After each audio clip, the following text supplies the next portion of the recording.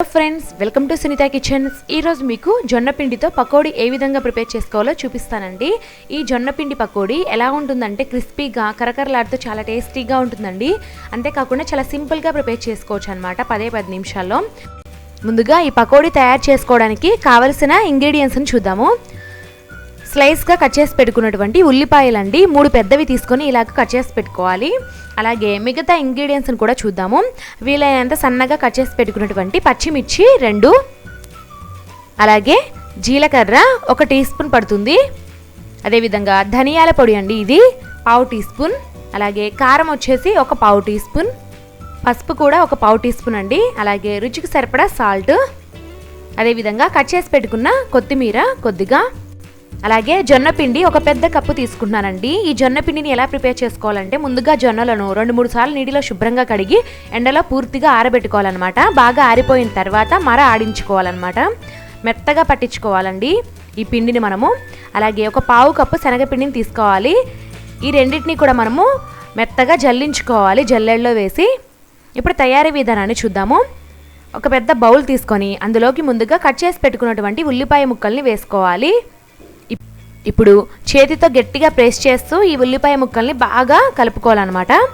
ఇలాగ ప్రెస్ చేస్తూ కలుపుకోవడం వల్ల ఈ ఉల్లిపాయ ముక్కల్లో నుంచి తేమ శాతం అనేది ఎక్కువగా బయటికి వస్తుందండి.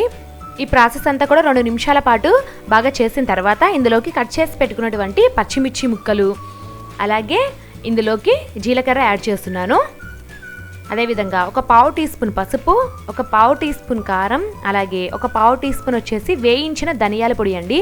ఇందులో కారం అనేది నేను తక్కువగా వేస్తున్నాను, పచ్చిమిర్చి ఎక్కువ వేసాను కాబట్టి. మీరు ఇంకొంచెం స్పైసీగా తినాలనుకుంటే కారం అనేది ఎక్కువగా వేసుకోండి. అలాగే కట్ చేసి పెట్టుకున్నటువంటి కొత్తిమీర, రుచికి సరిపడా సాల్ట్ వేసుకొని బాగా కలుపుకోవాలి. వీలైతే కొంచెం కరివేపాకును కూడా కట్ చేసి వేసుకోండి. మనం వేసిన ఇంగ్రీడియంట్స్ అన్నీ కూడా ఈ ఉల్లిపాయ ముక్కల్లో బాగా కలిసే విధంగా బాగా ప్రెస్ చేసుకుంటూ కలుపుకుందాము మరొక నిమిషం పాటు. ఇలాగా బాగా కలుపుకున్న తర్వాత ఇందులోకి జొన్న పిండి అలాగే శనగపిండిని వేస్తున్నాను. ఇప్పుడు బాగా కలుపుకుందాము. ఈ జొన్న పిండి శనగపిండి కూడా ఉల్లిపాయ ముక్కల్లో బాగా కలిసే విధంగా. ఇందులోకి వాటర్ అనేది చాలా తక్కువ యాడ్ చేయాలండి. ఎలాగో ఈ ఉల్లిపాయ ముక్కల్లోంచి తేమ అనేది చాలా వరకు వచ్చేసింది కాబట్టి వాటర్ అనేది చాలా తక్కువ పడుతుంది. 2 నుంచి 3 టేబుల్ స్పూన్ల వాటర్ అయితే సరిపోతుంది. చూడండి, చాలా తక్కువ వాటర్ యాడ్ చేస్తున్నాను. అలాగే ఒకసారి సాల్ట్ అనేది చెక్ చేసుకోండి. చూడండి, చేతితో బాగా ప్రెస్ చేస్తూ ఉన్నప్పుడు ముద్దలాగా తయారవుతుంది కదా, ఇలా వస్తే సరిపోతుంది అనమాట. ఇప్పుడు దీన్ని 10 నిమిషాల పాటు పక్కన పెట్టేసుకుందాము. ఈలోపు డీప్ ఫ్రైకి సరిపడా ఆయిల్ని ఒక కడాయిలో వేసి వేడి చేసుకుంటున్నానండి.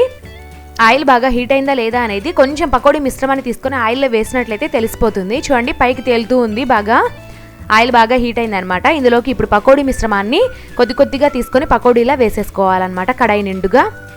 ఈ పకోడీలను మనము సుమారుగా 3 నుంచి 4 నిమిషాల పాటు మీడియం ఫ్లేమ్లో పెట్టుకొని క్రిస్పీగా తయారయ్యేంత వరకు వేయించుకుంటే సరిపోతుంది. కొంచెం కలర్ చేంజ్ అవ్వాలండి, తెలిసిపోతుంది మనకి.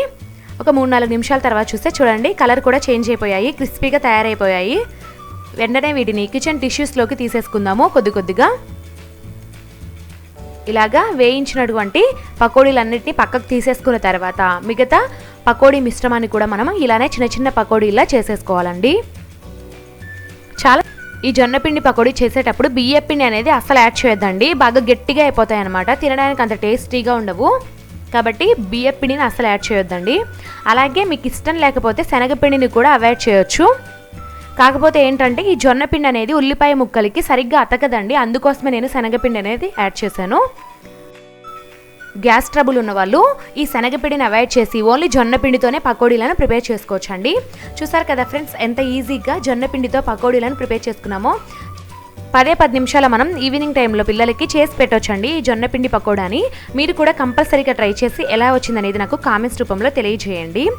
ఈ వీడియో కనుక మీకు నచ్చినట్లయితే ఇలాంటి మరెన్నో హెల్దీ రెసిపీస్ కోసం నా ఛానల్ని సబ్స్క్రైబ్ చేసుకోండి. Thank you for watching.